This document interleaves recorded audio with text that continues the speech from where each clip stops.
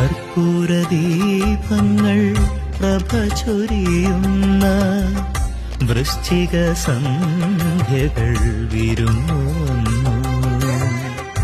കർപ്പൂരദീപങ്ങൾ പ്രഭ ചൊരിയുന്ന വൃശ്ചിക സന്ധ്യകൾ വിരുന്നു വന്നു.